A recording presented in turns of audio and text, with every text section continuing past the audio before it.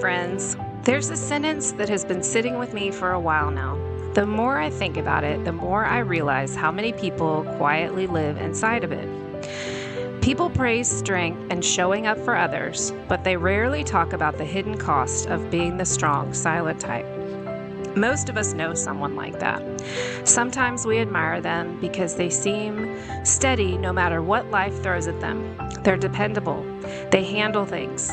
They show up when other people fall apart. From the outside, that can look like resilience, maturity, and maybe even wisdom. But what some people don't always see is what kind of strength often requires from the person carrying it. When you become the strong one, especially early in life, you usually learn how to hold a lot of things in. You learn how to stay calm when situations around you feel chaotic, and you learn how to take care of other people's emotions without always having space to process your own. Over time, that begins to look normal, and sometimes it even looks like you've got everything figured out. The truth is that holding things in for years has a cost. Sometimes that cost shows up emotionally, but very often it shows up physically as well. People who spend years carrying stress quietly often deal with frequent illnesses, headaches, stomach issues, or that constant tension that sometimes seems to live in your shoulders and never really goes away. The body has a way of carrying what the heart never had room to say out loud. For a long time, you may not even recognize what's happening. You just keep doing what you've always done, which is showing up, handling things, and trying not to add more problems to an already complicated world. But eventually, something begins to shift. You start realizing that being strong all the time isn't the same as being healthy, and that strength by itself was never meant to be a life strategy. And today, I want to talk about what happens when you've spent a long time being the strong one and what it looks like to begin learning a different way of carrying life. When I think back on where this pattern probably started for me, I don't remember a single moment where someone sat me down and told me that I was the strong one. It was more subtle than that. I spent a lot of time around adults when I was young, and I was often praised for being seen and not heard. At the time, it just felt like that was the right way to exist in a room. There was a lot of grief around me early in life, loss of family members, divorces, and other hard things that adults were navigating. I learned quickly that the best way to move through these environments was to stay quiet and not rock the boat. So I tried to do everything well.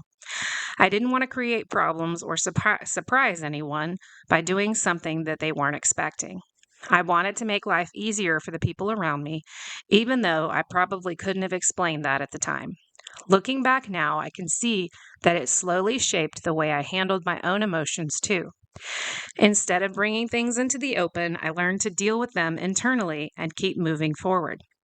One of the places that started showing up was in writing.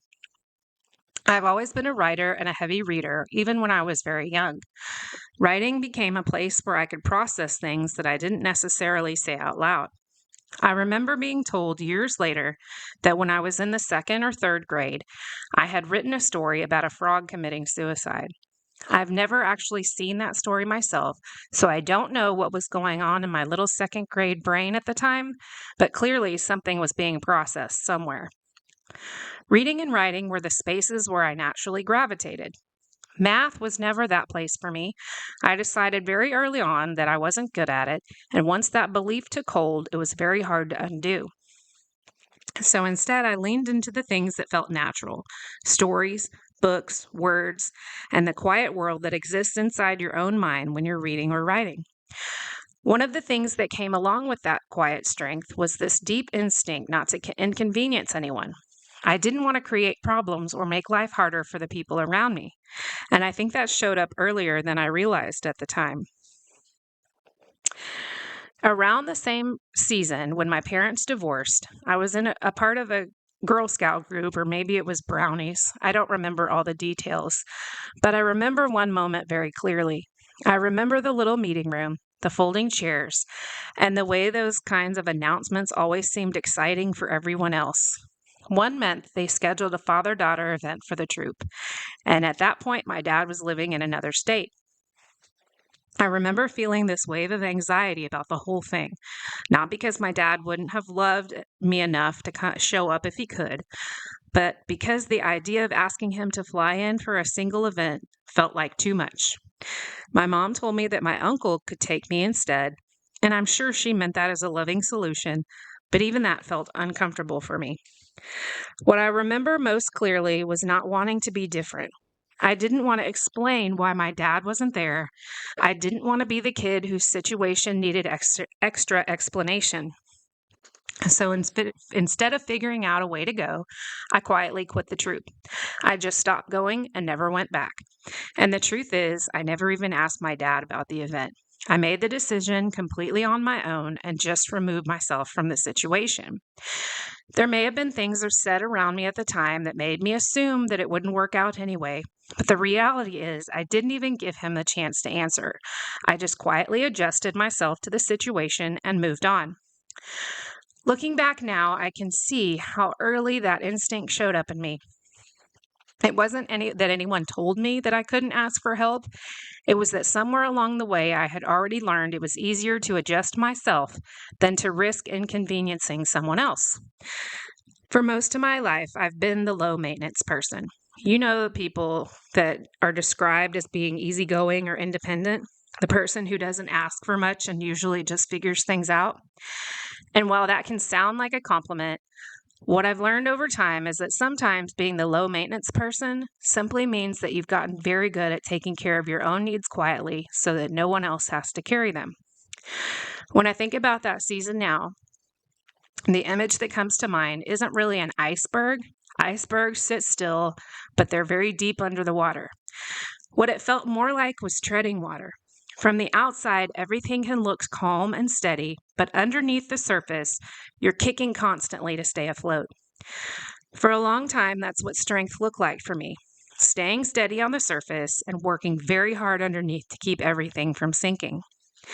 And when you live that way long enough, quietly managing your own emotions while trying not to add weight to anyone else's, you start getting very good at keeping things below the surface. At the time, it doesn't feel like you're doing anything unusual. It just feels like you're handling life the best way you know how. But what I didn't realize for a long time is that when emotions don't have a place to be processed, they don't just disappear. They settle somewhere. Sometimes they settle in places that we don't notice right away. For a lot of people who grow up learning to keep things in, the body eventually becomes a place where pressure shows up. Headaches become common. Stomach issues appear. You get sick more often than other people seem to. There can be this constant tension of living in your shoulders or your neck, like your body has been bracing for something for years and you've never learned how to relax again. At the time, I didn't connect any of those things to what was happening internally. I just assumed that that was normal life. You push through, you deal with things privately, and you keep moving forward. Looking back, I can see a lot of what I was doing, holding things in that I didn't really have the space to process when they first happened. There was grief around me when I was young. There were situations I didn't have control over. And when you're a kid in those environments, you often don't have the language or the safety to unpack those experiences in real time. So they get stored somewhere. I've often wondered if that's part of why so many of my early memories feel a little out of reach now.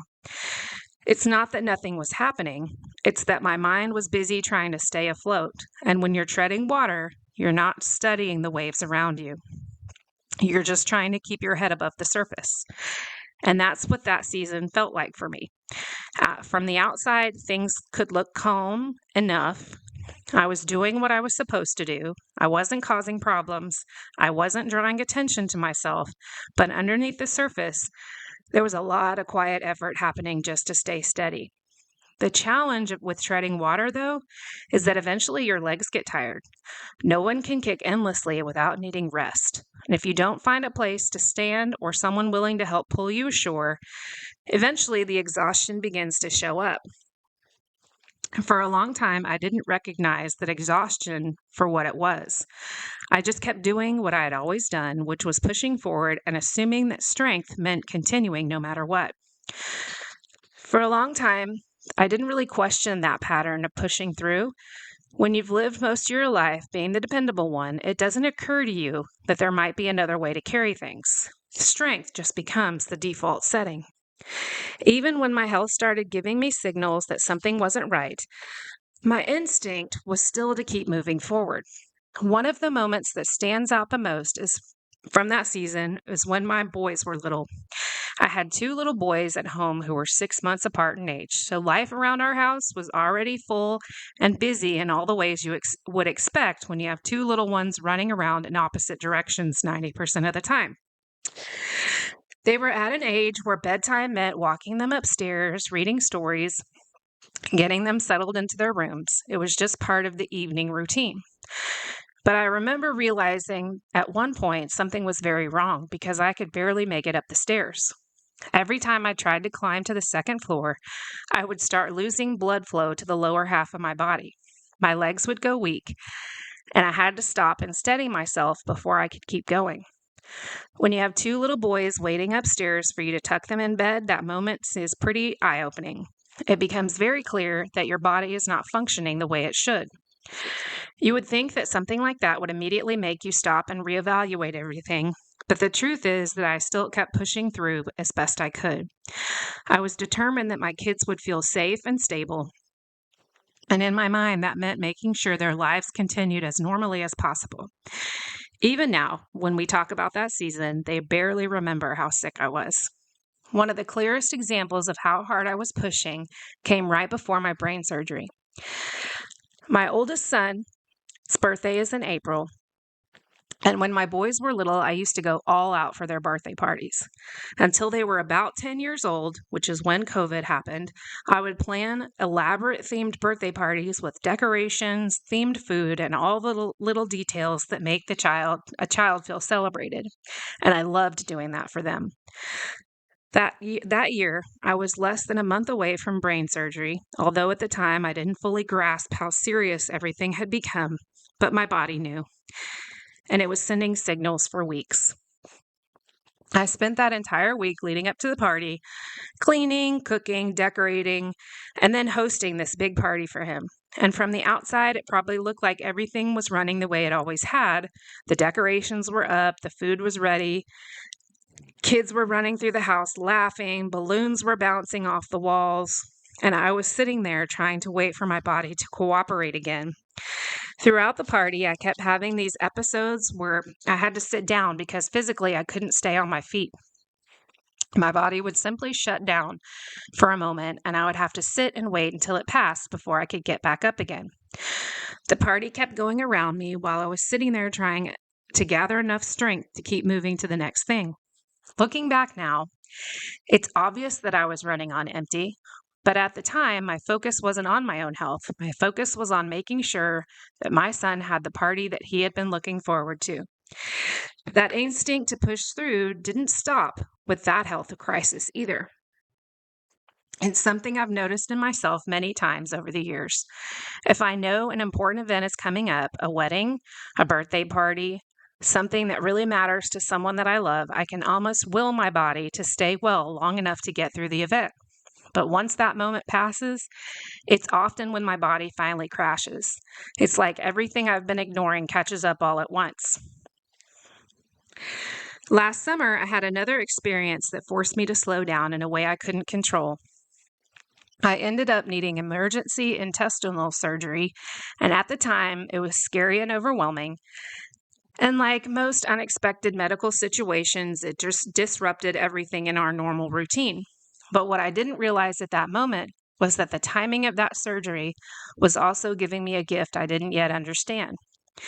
Not long after that surgery, my dad's health began declining rapidly. Because I had already been forced to slow down and step away from the normal pace of life, I had the time and the space to sit beside his bed during his final days. I was able to be present with him in a way that would have been much harder if life had continued at its usual speed. It's one of those moments where you only recognize the gift in hindsight. At the time, it just felt like another disruption, another situation that needed to be managed. But looking back now, I can see that sometimes the very things that force us to slow down are the things that allow us to be present for the moments that matter the most. And that realization began shifting something in me. Because if strength only means pushing through everything, we can miss the moments that require us to be still. One of the hardest things for people who have spent most of their lives being the strong one is learning how to let other people help carry things. I'll be honest with you, it's still something that I struggle with. Not because there aren't people in my life who are willing to help. In fact, I have some incredibly generous people around me who offer help all the time. The challenge is that when you've spent years learning how to manage things on your own, you don't always know what to ask for. Sometimes it's easier just to keep doing everything for yourself than it is to pause long enough and figure out how someone else could step in. There's also a part of me that still doesn't want to inconvenience anyone. By the time you reach adulthood, everyone you know has their own lives, their own responsibilities, their own things that they're carrying, and I never want to feel like I'm asking someone to rearrange their world just to accommodate mine. So for a long time, I handled exhaustion in the same way I handled everything else. I would just keep going until my body finally forced me to stop. Usually that looked like taking a quick nap when I absolutely had no other choice, and then getting back up and continuing whatever needed to be done. It was just another quiet reset before moving forward again. But over the past few years, I've been slowly learning something different. Often through small moments that don't seem like they should matter as much as they do. One of those moments happened when I had my first cataract surgery last December. My husband was out of town for work at the time, which meant the boys and I were managing things on our own while I was recovering. After surgery, I wasn't allowed to bend over from the waist, which meant that even something as simple as loading or unloading the dishwasher suddenly became something off limits. One of my sons stepped in to help with the dishes that night, and he loaded the dishwasher for me while I sat nearby. And I remember watching him do it and realizing he wasn't doing it the way I would have done it. The dishes weren't arranged in the neat, strategic way that I load them. And if you're someone who has a system for things like that, you know exactly what I mean. My instinct was to get up and fix it, but I couldn't.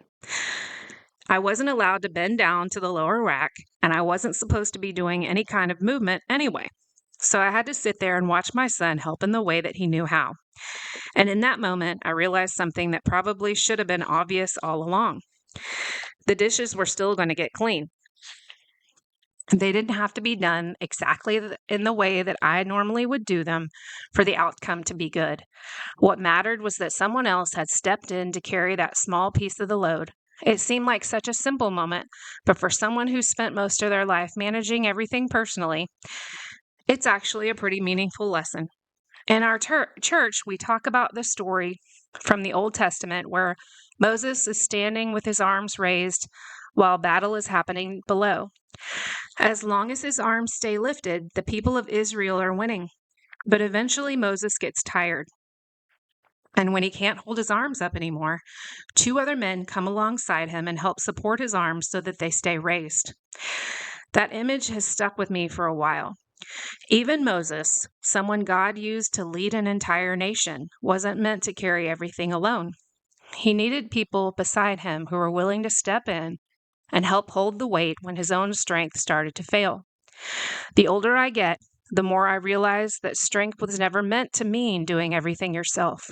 Real strength looks like allowing people who love you to come close enough to help hold your arms up when you're too tired to keep lifting them on your own. Over the past few years, I've started realizing that strength doesn't have to mean carrying everything by yourself. In fact, the older I get, the more convinced I become that real strength often looks like something very different than what most of us were taught growing up. For a long time, I believed that being dependable meant handling things quietly and making sure no one else had to adjust their life because of my needs. That mindset followed me well into adulthood. Even when people offered to help, my instinct was usually to say everything was fine and just keep moving forward. But life has a way of slowly teaching you the lessons you might not have been ready to hear earlier.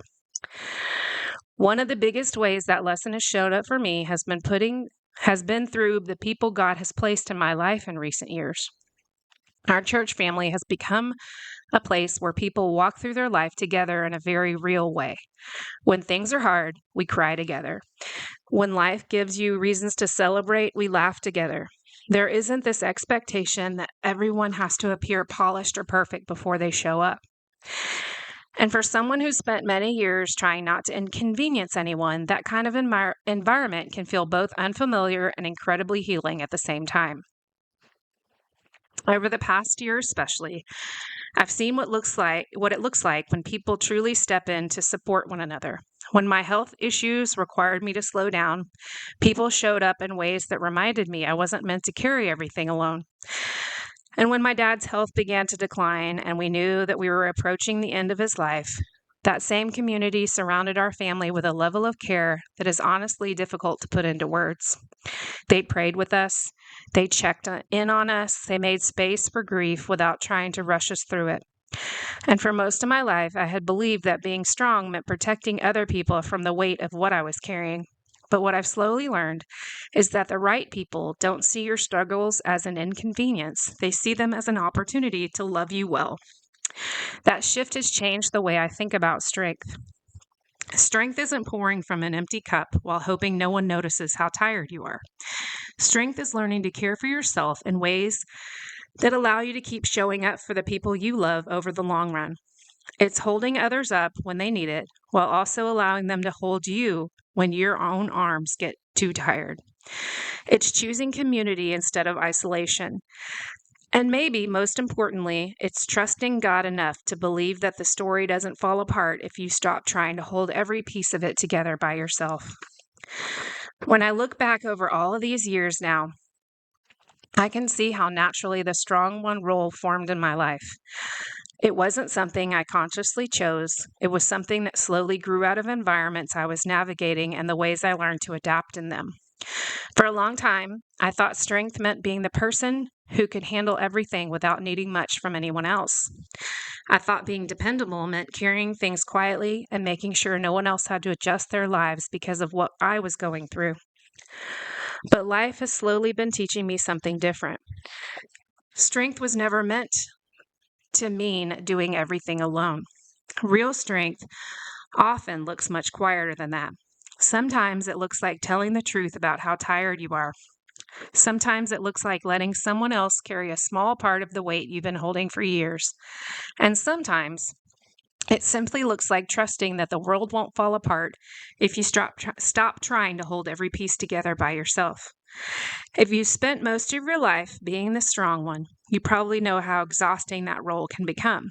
You may have gotten very good at keeping things steady on the surface while your heart and body are working overtime underneath just to stay afloat. If that's where you are right now, I want you to hear something today. You were never meant to carry everything by yourself. God designed us for community. He placed people in our lives so that when one of us grows tired, someone else can step in and hold the weight for a while. That doesn't make you weak. It simply makes you human. And maybe learning to receive that kind of support is one of the most courageous forms of strength we can develop. For me, that season and lesson is still unfolding. I'm still learning how to let people come alongside me in ways that once felt uncomfortable. I'm still learning that the rest isn't failure and that needing help doesn't make you less dependable. But what I can tell you is that life becomes a lot more sustainable when strength is shared instead of carried alone.